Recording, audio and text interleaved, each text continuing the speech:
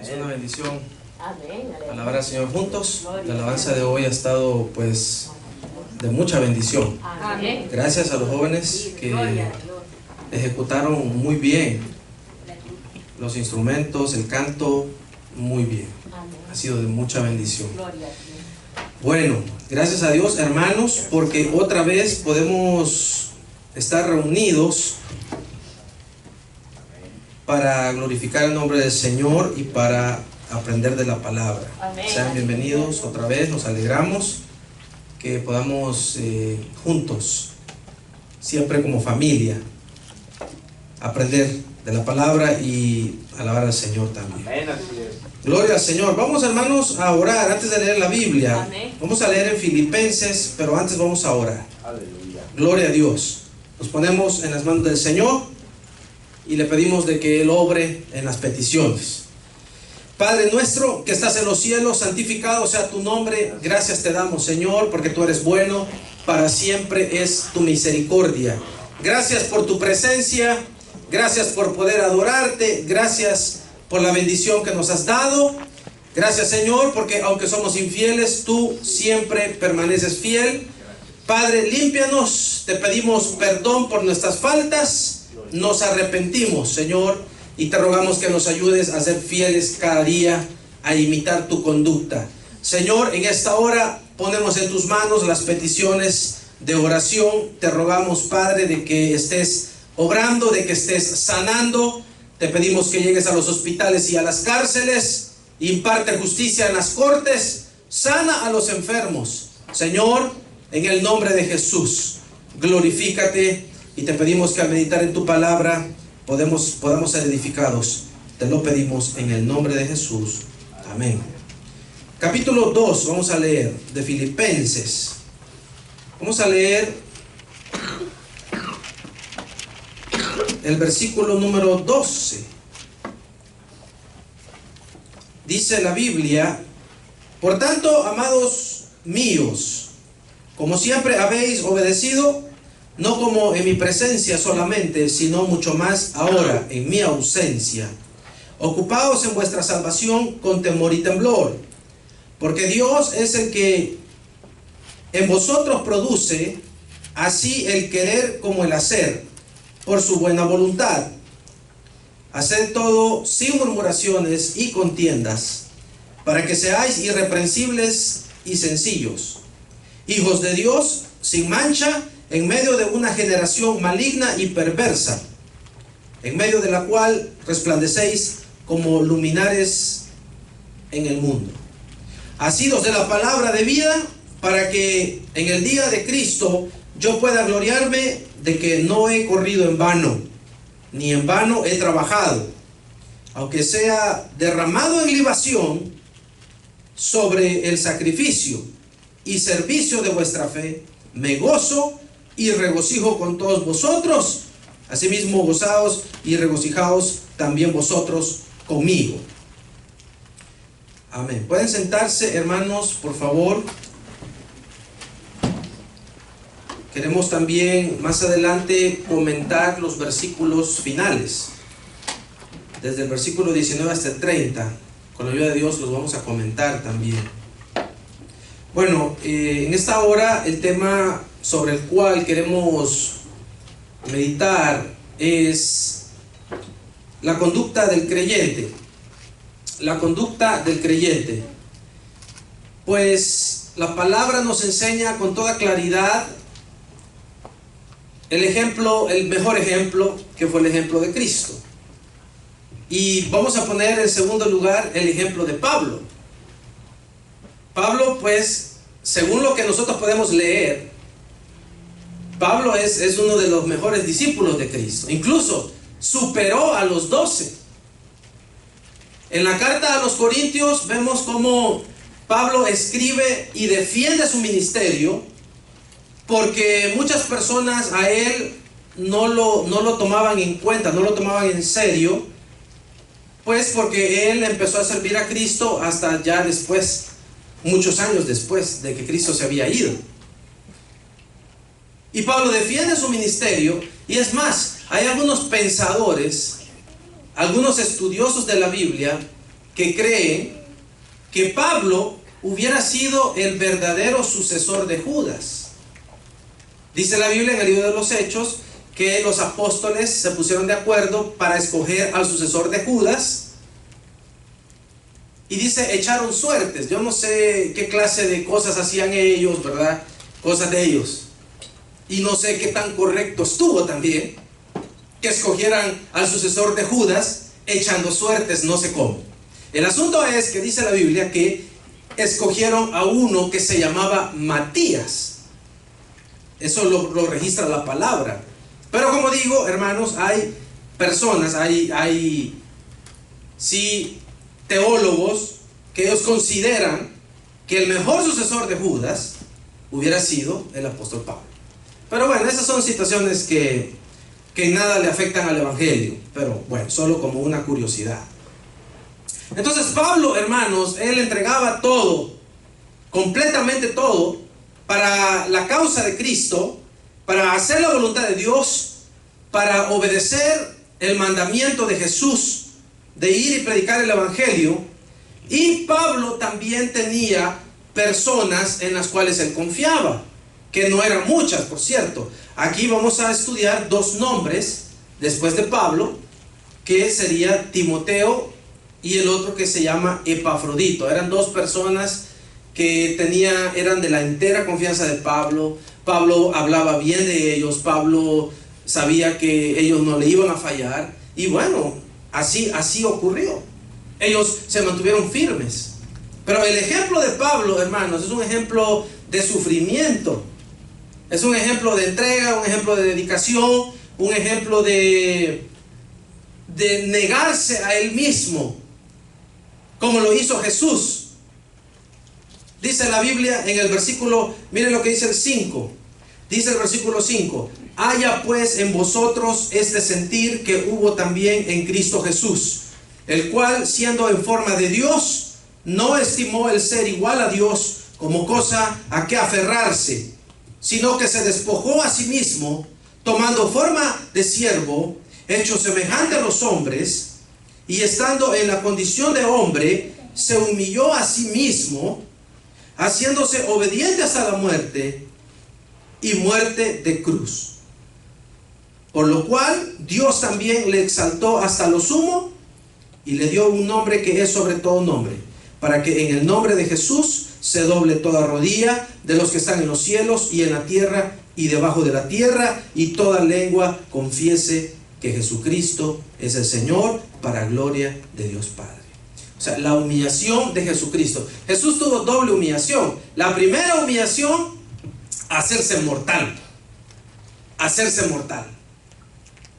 Ser un Dios poderoso en la gloria, sin ningún tipo de preocupación de nada. El soberano, el todopoderoso, el omnisciente, el omnipresente, el todo en todo el universo.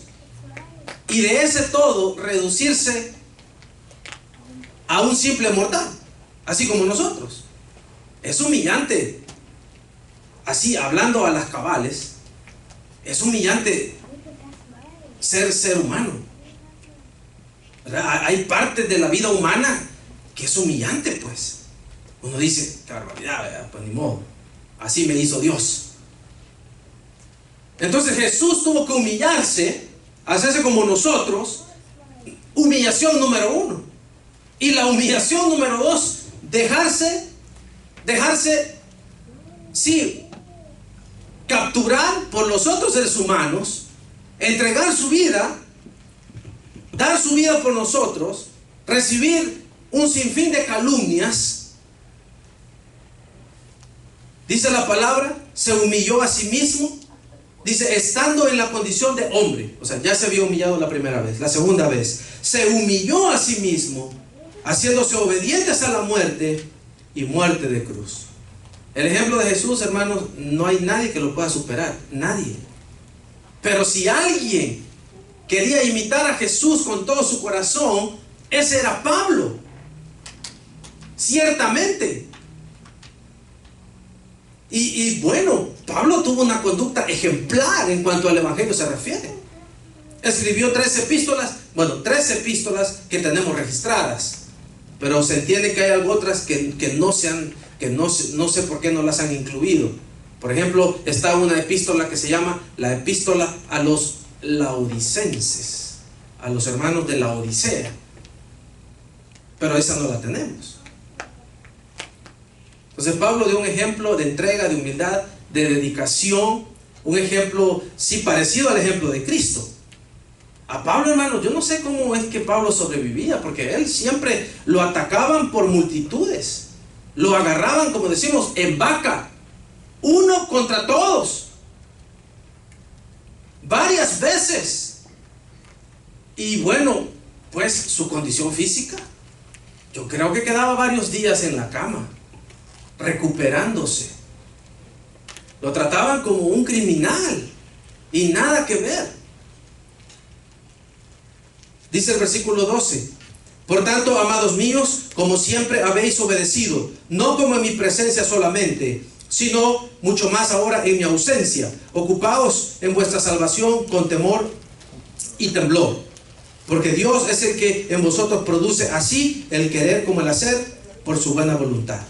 La carta a los Filipenses fue la primera iglesia, la iglesia de los Filipenses fue la primera iglesia que Pablo fundó. Allá aparece en el libro de los Hechos. Pasaron una serie de cosas en la ciudad de Filipos. Ahí dice que Pablo y los otros apóstoles comenzaron a predicar en una plaza. Había ahí unas mujeres, y entre ellas estaba una que se llamaba Lidia, vendedora de púrpura. Lidia creyó en el evangelio, fue bautizada, ella con toda su familia, y dice la Biblia, y cuando ella fue bautizada, nos obligó a quedarnos en su casa. Lidia empezó a mostrar, sí, el amor al evangelio con los hombres de Dios. Los hospedó y pues me imagino que pues les dio todo lo que un viajero necesita. Nos obligó, dice Hechos, nos obligó a quedarnos en su casa. Al día siguiente, igual, ellos andaban predicando, y he aquí una muchacha nos salió al encuentro que tenía espíritu de adivinación y daba gran ganancia a sus amos adivinando. La tenían de una minita de oro tenían ahí, por un espíritu malo que ella tenía. Todo lo que es cuestiones de adivinaciones, de esoterismo, situaciones de lectura de cartas. Hoy hay hasta un volado que le dicen que leen el cigarro, ¿verdad? Todo eso es completamente demoníaco y es ofensivo delante de Dios, y nadie que haga eso puede agradar a Dios, nadie. Dice la palabra de Dios que la muchacha daba grandes voces, gritaba: estos hombres son siervos del Dios Altísimo, que les anuncian el camino de la salvación. Hay que tener mucho cuidado. Estas palabras de esta joven podían engañar a la multitud, y pretendían engañar a los apóstoles, diciendo: oh, esta muchacha sí sabe que nosotros somos predicadores. Muy bien, jovencita, que Dios le bendiga. ¿Cómo se llama usted? Fulana. Ah, qué bien, usted sí sabe, usted sí es una persona que conoce y reconoce y respeta a nosotros. Pero Pablo no se dejó engañar. Cualquier otro así hubiera respondido quizás. Pablo no se dejó engañar. Dice que Pablo no decía nada, él seguía predicando, pasaba, y la muchacha gritando y gritando. También es un poco molesto. Una adulación así a gritos. Dice el libro de Proverbios, dice: el que llega a la casa de su hermano para bendecirlo en alta voz de madrugada, por maldición se le contará. O sea, es una ironía. Se siente incómodo. Así sentía Pablo las palabras de aquella joven. Y dice que la paró en seco y le dijo, le habló, no le habló a la muchacha, sino que le habló al espíritu inmundo que estaba en ella: te mando en el nombre de Jesucristo que salgas de ella, con toda autoridad. Y dice que de repente, ¿verdad? Quizá la muchacha, no sé, se debe haber sentido medio mareada, Y algo había cambiado en ella. O sea que el Señor la había liberado. Ahora estaba ya pacífica. Quizás antes andaba todo el tiempo sus pupilas dilatadas, ¿verdad? Cuando una persona tiene las pupilas dilatadas, hay algo raro ahí. Nuestras pupilas no pueden estar dilatadas forever and ever. A veces se dilatan, pero no siempre. Y si una persona anda siempre, así como los gatos, ¿verdad? Que se le hace bien grande la retina. Quizás así andaba ella, con la pupila dilatada todo el tiempo, ¿verdad? Y de repente pues la empezaron a ver más tranquila, diferente. El patrón la mandó a llamar y dijo: mira, ¿qué te pasa? Yo te veo rara. Pues yo me siento bien. I feel good. Mira, allá tengo unos clientes, anda a atendérmelos, por favor. Quieren saber una información para el próximo mes. Unos pronósticos. Y no era el pronóstico del tiempo, precisamente. Pero dice la Biblia que la muchacha ya no pudo más adivinar, porque eso no es de los seres humanos. Los espíritus de adivinación son espíritus inmundos, espíritus de las tinieblas. El creyente no debe meterse en ese campo. Eso está prohibido para los seres humanos. El hecho que haya lugares, ¿verdad? Negocios, hasta en el celular le quieren mandar a ustedes ahí manden un texto no sé cuánto y le mandamos ahí el horóscopo. Eso, hermanos, eso es diabólico. Eso es demoníaco. Y solo porque hay lugares que dice, se leen las cartas, el tarot, el iris de los ojos, hasta los ojos dicen que esto que le leen.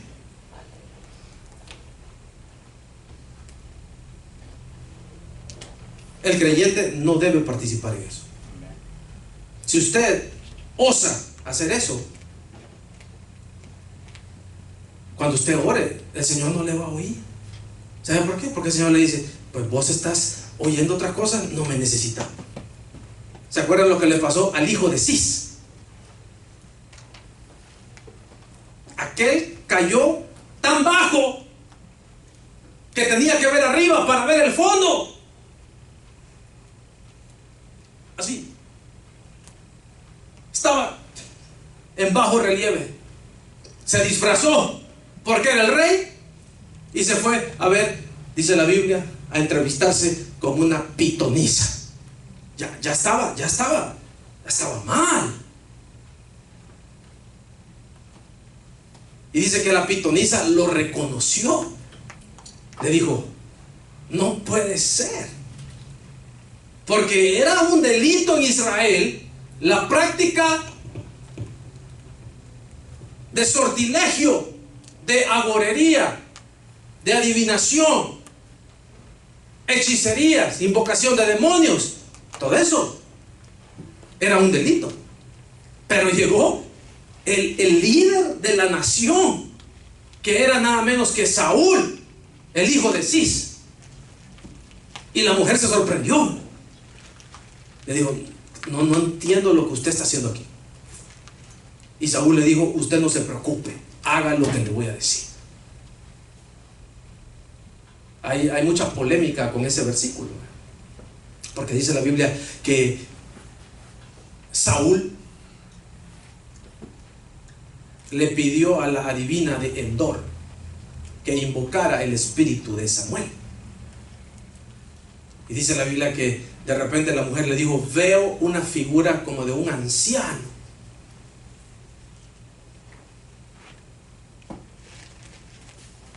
Y Saúl, dice la Biblia, en la Reina Valera, entendió Saúl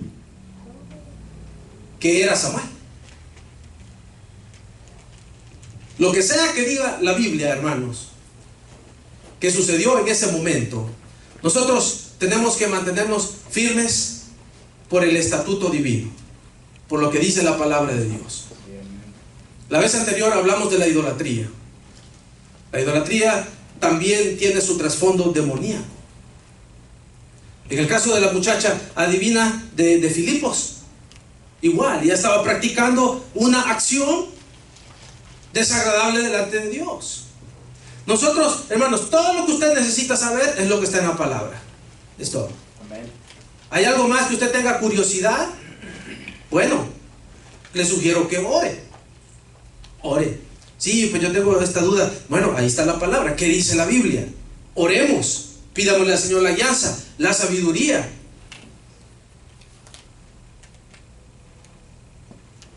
Esa era la ciudad de Filipos, donde Pablo estableció una iglesia a la cual le escribe esta carta. La carta a los filipenses.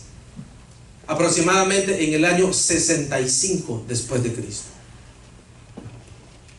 Pablo, dice la Biblia,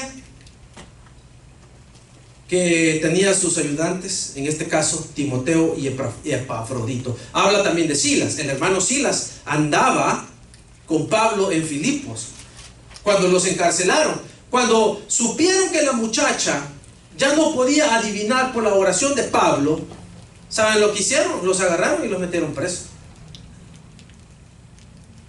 Ah, no, ¿por qué está así? Ah, es que aquel predicador que está allá le habló fuerte, ¿verdad? Y pobrecita quizás se ofendió. Es que ese predicador mucho grita, ofende. No, yo digo que así no se le debe hablar a la gente. No, yo digo que no. O sea, nosotros sí podemos ofender a Dios, pero la palabra no nos puede ofender a nosotros. Así es. ¿Es fair? ¿Es justo? Si hemos pasado ofendiendo a Dios, lo menos que puede hacer la palabra es venir a enderezarnos. Como cuando a una persona se le quiebra una pierna, y cuando le enderezan la pierna, le ponen el hueso en su lugar, siempre le ponen el yeso o las tablitas o el asunto ese, ¿verdad? Y anda el pie derecho así, para que se componga. Así es la palabra. Yo creo que los asesores de aquel hombre rico así le decían. Lo que pasa es que ese predicador le habló fuerte y quizás se ofendió y por eso ella ya no adivina. Pero ellos no entendían que ella había sido liberada y que el Señor le había dado otra oportunidad. Entonces los metieron presos y ocurrieron unos milagros extraordinarios en la cárcel. Todas las puertas de las celdas se abrieron, dice la Biblia, de una manera milagrosa, y el carcelero le dio su vida a Cristo, él y toda su familia, y fueron todos bautizados aquella misma noche. Entonces hubo un gran testimonio en la ciudad de Filipo. Entonces Pablo tenía que establecer iglesias para ir regando o esparciendo la semilla del evangelio en las otras ciudades, y para comenzar su gran ministerio estableció la iglesia de los filipenses. Esta fue la primera iglesia de Europa que Pablo estableció, la iglesia de los filipenses. Dice la Biblia en el versículo número 14: haced todo sin murmuraciones y contiendas para Dios, para que seáis irreprensibles y sencillos, hijos de Dios, sin mancha, en medio de una generación maligna y perversa, en medio de la cual resplandecéis como luminares en el mundo. Hace mucho tiempo, pues allá de donde yo soy, en una ciudad comenzaron a construir una iglesia, un templo, y pues obviamente, ¿verdad?, el liderazgo de la iglesia, una iglesia grande de miles de personas, y el liderazgo de la iglesia, pues lo más lógico que era contratar a los mismos miembros de la iglesia para levantar el templo. Pero resultó que fue una mala idea, porque contrataron a los hermanos, a los mismos hermanos, que sí, que se encargaran de la obra. Pero resulta que los hermanos que hacían el trabajo más duro, algunos de los que hacían el trabajo más duro en la iglesia, ellos tenían el privilegio, un privilegio, si usted quiere, delante de Dios todos somos iguales, pero voy a decir esto para darme a entender mejor. Tenían un puesto superior a otros, los que hacían el trabajo más duro. Entonces, a la hora del trabajo material, habían puesto unos supervisores que sabían más del trabajo, pero que en la iglesia tenían un trabajo inferior, digamos, en la obra. Espero entenderme, ¿verdad? Darme a entender, perdón. Entonces, cuando los hermanos supervisores les decían a los trabajadores: miren, hermano, haga esto, hágale así, que no sé qué, los otros se enojaban y les reclamaban: no, ¿usted por qué me habla así? Si yo allá en la iglesia, yo lo mando a usted, ¿y usted por qué me quiere mandar aquí? Los hermanos de la iglesia, los santos, los escogidos, los fieles, los creyentes, los amados de Dios, salían bravos. Es que mire, Latinoamérica tiene una característica, y es que somos bravos. Tenemos que dominarnos, hermanos. Hay una frase popular que dice: el que se enoja pierde. Y es cierto, fíjense. La persona que se enoja le afecta en su salud. ¿Usted quiere vivir más? Deje de enojarse tanto, hombre. Puras tonteras se enojan algunos. Que si el semáforo no cambia, que si la línea del supermercado está muy larga, que si no sé qué, que por todo. Respire hondo y cuente hasta 10 y no se ande enojando tanto, y va a vivir más. La risa, dice que cada vez que usted se ríe con ganas, aumenta 15 minutos de vida. Entonces los hermanos aquellos, ¿saben qué? Tuvieron que parar la obra y tuvieron que correr a los hermanos de la construcción del templo. Este es un caso real. Corrieron a los hermanos: hermanos, vayan a buscar trabajo a otra parte y nos vemos en la noche en el templo. Porque no seguía, se estaba estancando en la construcción del templo, porque los hermanos estaban bravos. Ahora era un negocio diferente, les iban a pagar, pero ellos, el orgullo no los dejó trabajar con humildad, y tuvieron que contratar gente del mundo. Qué tristeza, vea. Allá donde falta tanto el trabajo, donde hay tanta escasez de trabajo, la iglesia del Señor tenía mucho trabajo para bendecir al pueblo, pero por los hermanos, lamentablemente, la bendición fue para los impíos. ¡Qué ironía! Dice acá en el 14: hagan todo sin murmuraciones ni contiendas, para que seáis irreprensibles y sencillos, hijos de Dios sin mancha, en medio de una generación maligna y perversa, en medio de la cual resplandecéis como luminares en el mundo, asidos de la palabra de vida, para que en el día de Cristo yo pueda gloriarme de que no he corrido en vano, ni en vano he trabajado. Y aunque sea derramado en libación sobre el sacrificio y servicio de vuestra fe, me gozo y regocijo con todos vosotros. Asimismo gozaos y regocijaos también vosotros conmigo. El apóstol Pablo en esta carta a los filipenses menciona cada rato esas palabras: gócense y regocíjense. Gozaos, regocijaos. Otra vez os digo, regocijaos, alégrense. Nuestro regocijo, hermanos, miren, hay una cosa bien importante. La felicidad no es lo mismo que el gozo, son dos cosas distintas. La felicidad depende de las cuestiones externas. Una persona que se gana $1 millón, ¿ustedes estarían felices si se ganara $1 millón? Si vieran cómo les cambia la cara, solo imaginarse. Le quisiera tomar una foto. $1 millón. Eso se llama felicidad. O la felicidad es cuando los niños o los adolescentes van a un parque, como el que está aquí nomás, donde hay muchos juegos y toda la cosa. Hay felicidad. Pero cuando las cosas materiales se termina también la felicidad. Pero lo que permanece es el gozo. O sea, no debemos nosotros aferrarnos a las cosas que se ven para sentirnos bien. Aunque se acabe el dinero, aunque se acabe el paseo, aunque se acabe lo que sea, el gozo tiene que permanecer. No podemos andar cabizbajos y lamentándonos y recordándonos de las victorias del pasado. Qué bueno que en el pasado nos fue bien, el Señor nos bendijo, amén. Pero hay mucho más que Dios quiere darnos.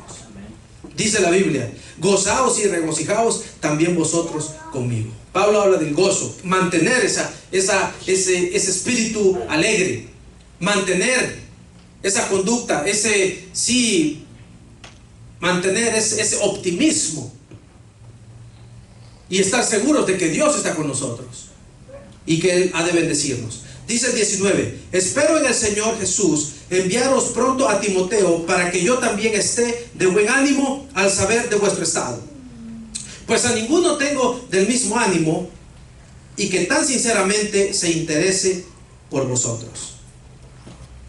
Porque todos buscan lo suyo propio, no lo que es de Cristo Jesús. Pero ya conocéis los méritos de Él, que como hijo a padre ha servido conmigo en el Evangelio. Así que a este espero enviaros luego que yo vea cómo van mis asuntos. Y confío en el Señor que yo también iré pronto a vosotros. Acá está. Pablo primeramente habla de Timoteo. Dice la Biblia: a ninguno tengo del mismo ánimo, que tan sinceramente se interese por vosotros. Pablo tenía entera confianza en Timoteo. Timoteo era un joven. La mamá de Timoteo se llamaba Eunice, dice la Biblia. La mamá era judía y el papá era griego, era mitad gentil. Pero a Timoteo lo podían rechazar por eso. Una persona que los dos padres fueran judíos podía jactarse en ese tiempo de una persona como Timoteo. Ah, tu papá es griego, tú no sos nada. Podían verlo mal. Pero eso no le importó a Timoteo. Timoteo quedó inmortalizado aquí en la Biblia, con su conducta fiel. A ninguno tengo del mismo ánimo, que tan sinceramente se interese por vosotros, porque todos buscan lo suyo propio, no lo que es de Cristo Jesús. Ese versículo 21 se aplica en todas las generaciones, en todas las épocas. Todos buscan lo suyo propio, el egoísmo, lo que me va a beneficiar a mí, y yo qué voy a ganar, y qué me van a dar, y a mí cómo me sirve eso, a mí, yo, a mí, para mí, yo.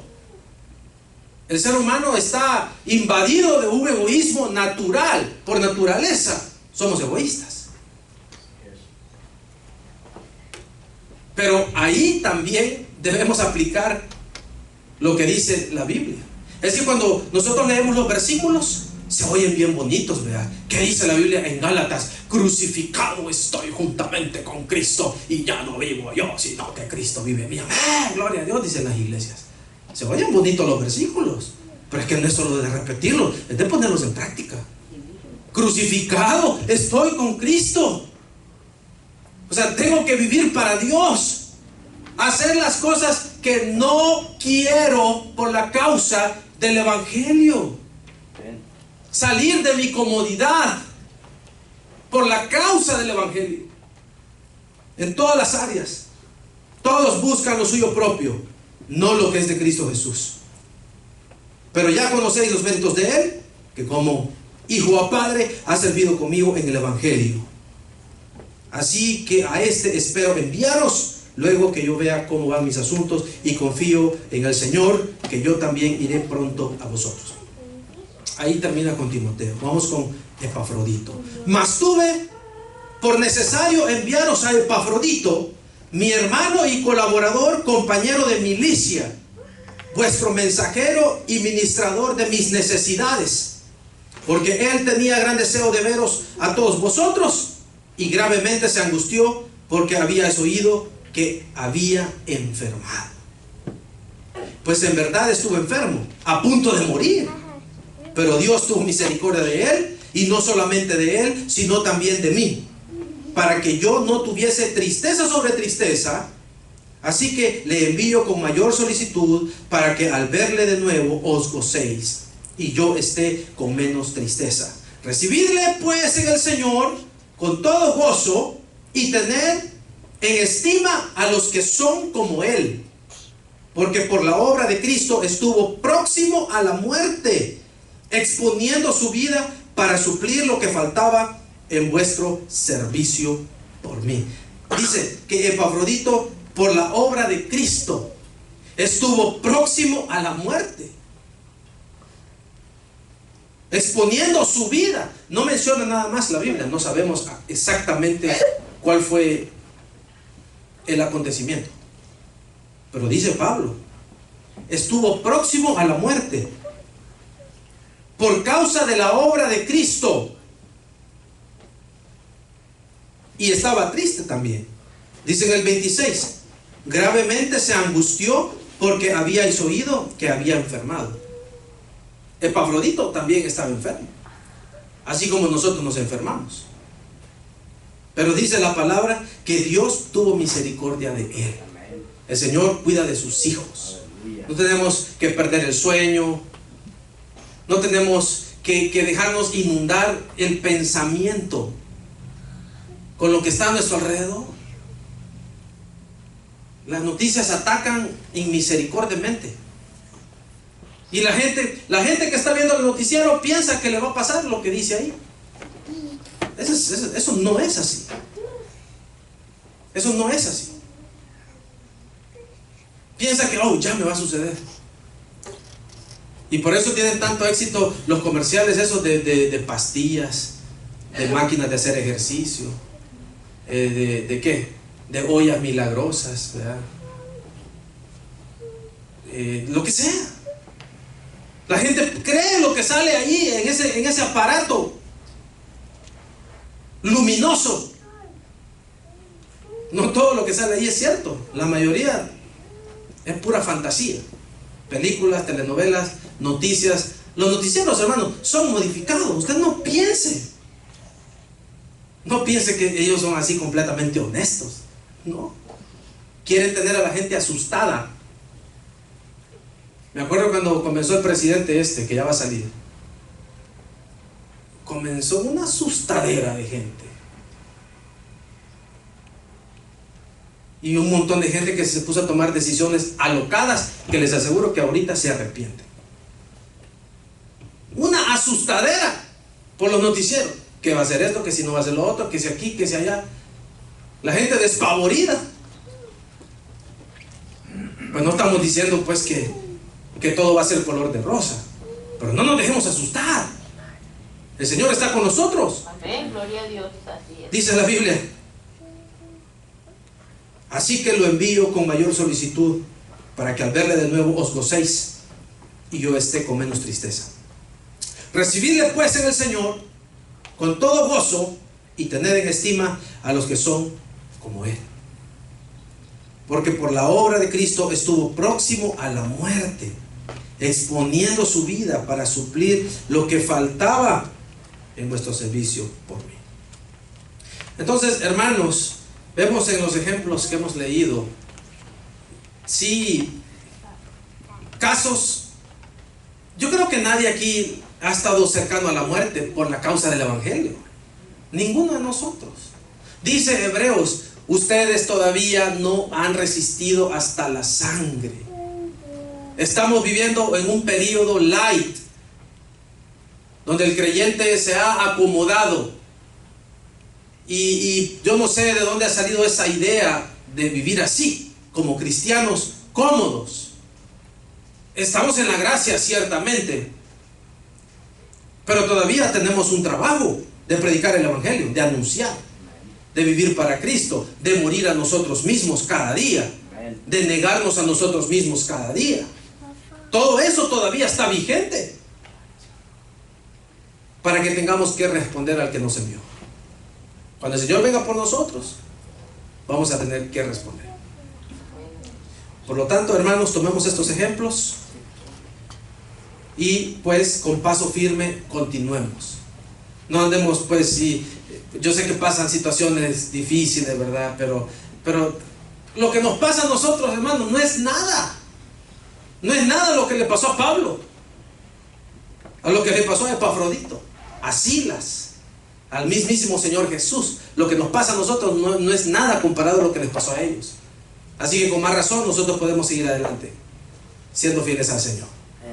Amén. Vamos a orar. Padre nuestro, que estás en los cielos, te damos gracias, Señor, por tu palabra.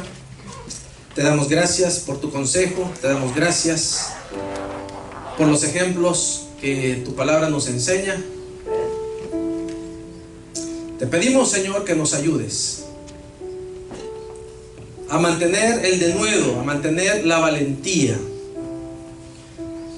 para que cuando tú vengas nos encuentres haciendo tu voluntad. Danos la fortaleza, Señor, en el nombre de Jesús. No permitas que los obstáculos nos detengan, sino que podamos saltarlos, que podamos vencerlos, que podamos seguir corriendo hasta la meta que eres tú, Señor Jesús. Yo te pido que fortalezcas a tus hijos. Fortalece, Señor, a las familias en el nombre de Jesús. Los hermanos y los amigos que nos ven por las redes sociales, yo te pido que tú les bendigas, que tú obres, que tú conviertas al que no te conoce, que tu palabra caiga en terreno fértil, que pueda dar mucho fruto, en el nombre de Jesús. En el nombre de Jesús. Gracias por tu palabra, gracias por tu consejo. A ti damos toda la gloria, Señor, a ti damos toda la honra. Amén.